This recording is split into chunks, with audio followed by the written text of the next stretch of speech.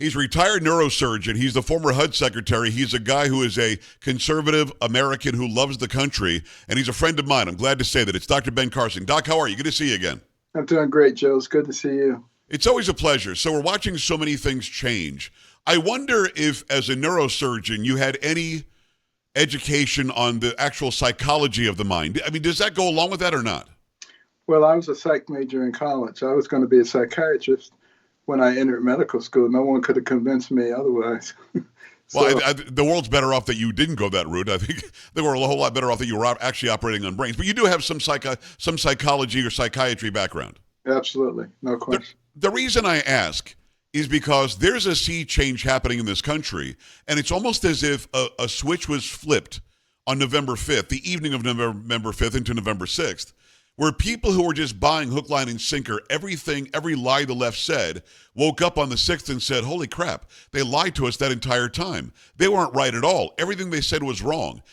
Can that happen? Can people psychologically or psychiatrically immediately just have an awakening or not? Usually it takes longer, but you're right. This was very dramatic what has happened. And I've seen it a lot on the college campuses that I've visited. And continue to visit along with Charlie Kirk. And when you go, are they saying, wow, I was lied to? Or are they still trying to argue the old arguments? No, there's still a few holdouts, but for the most part, I think they've converted. And a lot of people in the Hispanic community, a lot of people in the Black community are converting, recognizing that they have a brain and that they can think for themselves. And when you see something, believe it. Don't think that your eyes and ears are lying to you and that you just need to listen to the pundits. And I think that is a very good thing, very good indicator for our country, because if we had continued down the pathway that we were going, we were done. Yeah. I can agree with you more. CommonSenseWithDrBenCarson.com is the website. It is Dr. Ben Carson. As we're watching all of this unfold, and I think people are having a real awakening, Ben, it's as if they're realizing that the general, American population is realizing that the argument from the left right now is we have no right to ask where our money's being spent, like with USAID or with the Department of Justice or with any federal employee. I mean, heck, if you send out an email to federal employees, the left wants us to think that's somehow bad, and Elon Musk wants to fire everybody. Again, it goes back to that awakening that I think that we're both seeing happening. Well, people are going, wait a second, I should know where my money goes. No? Yeah, they're very upset that they're being exposed. That's what it is. It's sort of like in a voting situation. If you cheat in the vote, the last thing you want is people asking about how the vote was conducted. If you stole the cookies from the cookie jar, you don't want anybody talking about the cookie jar. This is what's happening right now.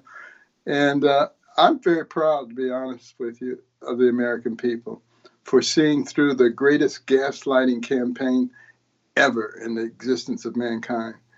And they thought that the people were stupid enough to fall for all the things that they were pulling off. And the people are not stupid. They really aren't. And they're not willing to trade what we have in this country for socialism. CommonSenseWithDrBenCarson.com. When you were the Secretary of HUD, did you see a bunch of waste? Did you try to get rid of that? Was it, Ben, on a federal level, is it hard to get rid of waste? It is very difficult. When I got to HUD, they had not had an audit for 8 years. Wow. They're required to have an audit every year, but there were so many material defects, it was impossible to do an audit. So job number one was to get in some really good people. We had to do a lot of cajoling to get people to come. And to straighten that out, you probably noticed that a year and a half into the Trump administration, you stopped hearing all those stories about HUD and the fiscal mismanagement. Yes. It was difficult, but it could be done. And it's going to get done to an even greater extent now. They've already found almost $2 billion that was unaccounted for, and there'll be a lot more also. What do you think of Doge as an entity? It was actually started by Barack Obama, not Doge. They didn't call it that. They called it something else. They didn't really do much, and I guess 21 or 24 researchers that worked for the Obama version all resigned now because they didn't want to work with Elon Musk. The AP is acting as if they quit because Elon Musk is no good. That's not the case. They're just from an old administration. What do you think about the process that they're going through? It's very focused. It's very direct. Some would say almost too direct because it's not considering any humanity. I don't believe that. But what do you think about the job they're doing so far? Are they doing it the right way? Well, it has to be done.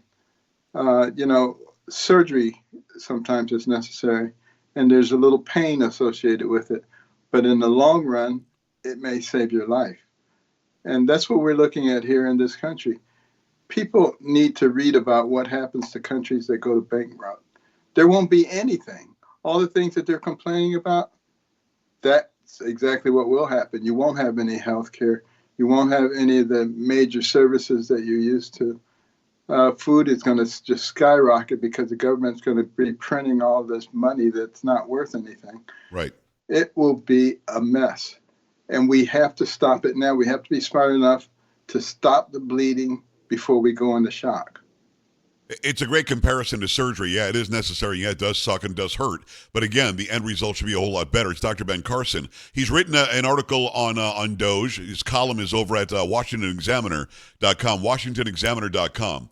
The lies that continue to be pushed out there, one, they're going to take away your welfare, your Medicaid, your Medicare, your Social Security. Elon Musk is looking to get rid of all those jobs and not give anybody any services. Of course, none of that's true, but there is still a percentage of people in this country that believe it. How do we counter that?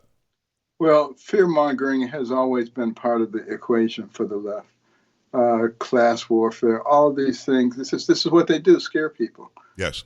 Because they don't have any logical explanations for things that are going on. So they resort to that. How do we get around it? We continue to hit people with the facts, and we show them the results. A lot of people saw the results from President Trump's first administration. They may not want to admit it, but they saw it. Yeah. And people around the world have seen it. And one thing that really stuck with me, I was in Europe and I asked a bunch of Europeans, what do you think of America? And they said, we think you've lost your minds. Now, if the Europeans are saying that, we're really far out. Wow. It is Dr. Ben Carson. Go to Common Sense with drbencarson.com. Common Sense with drbencarson.com. Go there. Don't stutter when you write it in. Just put in Common Sense with drbencarson.com. When it comes to, again, the lies that are out there, they're being perpetrated by the media. The legacy media doing this on purpose. The AP reported that those 21 or 24 digital people quit because Elon Musk is no good. They've already quit his Doge. He didn't hire them. They were legacy people. Of course, the media left that part out. The AP now crying and complaining that they can't be in the Oval Office or Air Force One because they refuse to say Gulf of America, which is officially what it's called now in this country. They think they have the upper hand. Do you think they're going to wake up? Ben, I used to be in the legacy media. I was a television news anchor. I wasn't a lefty. I just went out there and gave an unbiased reporting, which is new, I think, to this journalism aspect. But having said that, don't you think the media should at least acknowledge the fact that there's so much transparency and Trump is asking questions every single day? Biden went in that press room once in 4 years, and when they started asking him questions, he said, oh, man, I got to go. And then he left before answering one question. Shouldn't they at least acknowledge the absolute direct contact and access they have? So many of the media have been indoctrinated from the time that they were in college or even high school. And, Trump derangement syndrome is a real phenomenon. They can't think logically. They go into hysterics when you even talk about Trump. I hope that some of the young ones that haven't been fully indoctrinated can make a change. I talk to young journalists all the time, and I say, you have an opportunity to change the image of journalism. It used to be a respected profession, and look what's happened to it. You can be brave. You can go out there. You can tell the truth. You can start a new wave. And I hope it's getting through to some of them, because that's what has to happen. That's the reason that we have free speech in this country, because the media is supposed to disseminate unbiased information to the people, right, so that the people can determine what their will is, because the country is supposed to be run on the will of the people. Well, it's funny because you and I think, agree that the left doesn't really care about the Constitution much until they're under attack. Then it's my First Amendment free speech right.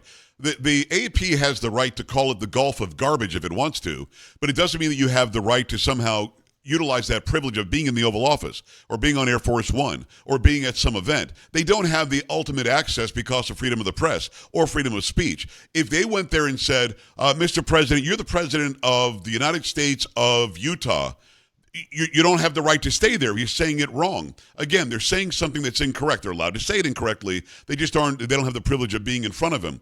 There probably are 50 to 100,000 so-called journalists in the country. Do all 50 or 100,000 have the right to be in the Oval Office? The answer is no, even with the First Amendment. So how do you hit back at that? I think that what Caroline Leavitt is doing so far is great. I think what Trump is doing so far is great. And I think they'll win in court against the AP. But how do you fight that? Because it won't just be them. It'll be a conglomeration of these lefty legacy media people attacking nonstop. And Trump can't be sort of sideswiped out of whatever his agenda is in arguing with them, if you know what I mean. I'm happy to see that Trump is using the powers that he does have. And of course, the left is trying to use the legal system to thwart the things that he's doing. And what's going to happen, and I hope people are listening, the Supreme Court, the Constitution says, has jurisdiction over all the lower courts. Right. And the Supreme Court and the Congress, and what they're supposed to do when you have a rogue judge is they're supposed to make him or her accountable. Right. They're not doing it. All they have to do is do it a few times, and all of a sudden you will see a dramatic change. These people would start thinking before they uttered their opinions about what should be done. Well, do you think the legacy media takes that for granted and says, well, the court's going to back me up on this. Even if I'm wrong, they're going to see my interpretation of the First Amendment, and that's why they keep on pushing it. Well, they do. They know which of the courts they can go to. They know which ones are liberal, which ones are non-logical and non-constitutional, and they will continue to utilize those courts. But I hope that we continue to use the appeal process and take them to the appropriate level so that they can be adjudicated properly. Get to the website, commonsensewithdrbencarson.com. It's Dr. Ben Carson, always a pleasure. When we talk about the FBI, the weaponization of the DOJ, love Pam Bondi. I think you and I both know her very well. We know Kash Patel and Dan Bongino. These people are going to go in there, and I think they're going to try to do what the charter was of the DOJ and of the FBI. Although it's been weaponized, Ben, I think you and I can agree it's been at least 50 years, if not 100 years, that they've been weaponizing this so-called deep state. How do you undo that? What advice do you have for Kash and Dan and Pam? It's going to be very, very difficult. You know, I know people. I was talking to a man just yesterday. This guy is as pure as the wind-driven snow, and he's getting ready to go to jail for 3.5 years. For what? Because he bought some stock from somebody who should be in jail. But of course he didn't know, but they had to use him as part of the sting in order to get the bad guy. And they said, all you have to do is plead to a lesser charge. You'll get probation. But the guy, like I said, he's pure as the wind-driven snow. Yeah. He said, I can't lie. I can't sit there and take a pledge on the Bible and lie. Right. So for that, off to jail for 3.5 years. There's something very wrong with the system that works that way. And I'm glad you brought that up, because people like Roger Stone and people like Jerome Corsi, you can go through a whole list, Michael Flynn, General Flynn, their arms were twisted by the FBI to lie about Trump. They didn't do it. But the FBI uses that. Well, then you've lied to us. That's the charge that's going to go forward. I mean, that's the weaponization of it. Setting up whoever they want to get, however they want to get them, they do that instead of just being an investigative body that really does go through and find out who's the criminal and who's not. I mean, so again, can they fix it, do you think? Well, it's frightening for all of us regular citizens to know that they can concoct something. Yes. I have another friend who went through the same thing. This is ridiculous. We have to fight it vigorously. I think we have the right people in there. You know, Pam Bondi and Kash Patel are courageous individuals. They're not going to back down easily, but believe me, they have a fight on their hands.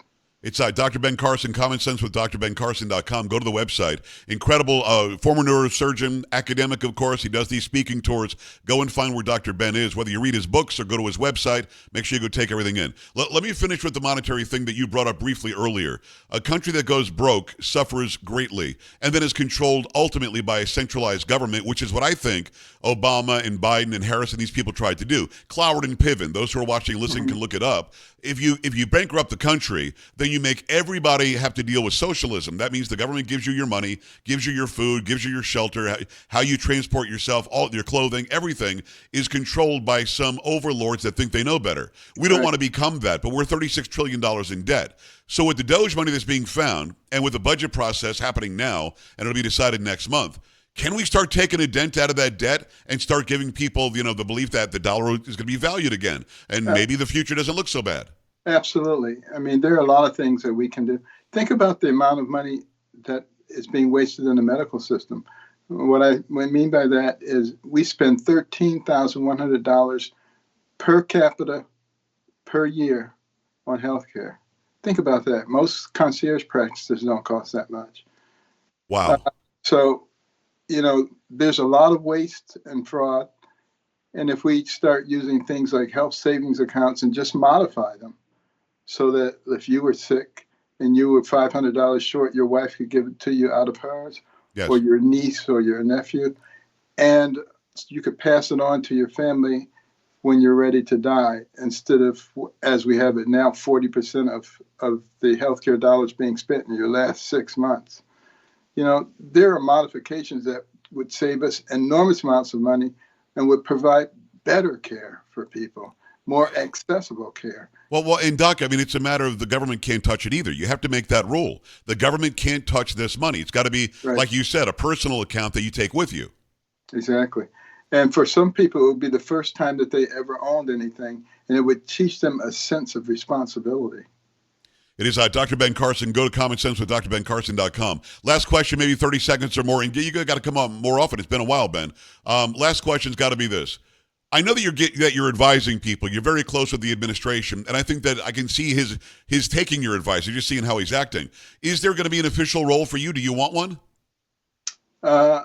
We'll talk about that the next time I come on your show. I love it. All right, that's going to be a great promo and a great tease for next time. Do me a favor, best of Candy. I appreciate you coming on all the time. Common Sense with drbencarson.com. Hope to see you in person again soon, Ben. Thank you. Thanks, Joe. Take care. All right, brother. We're back after this. Stay right here.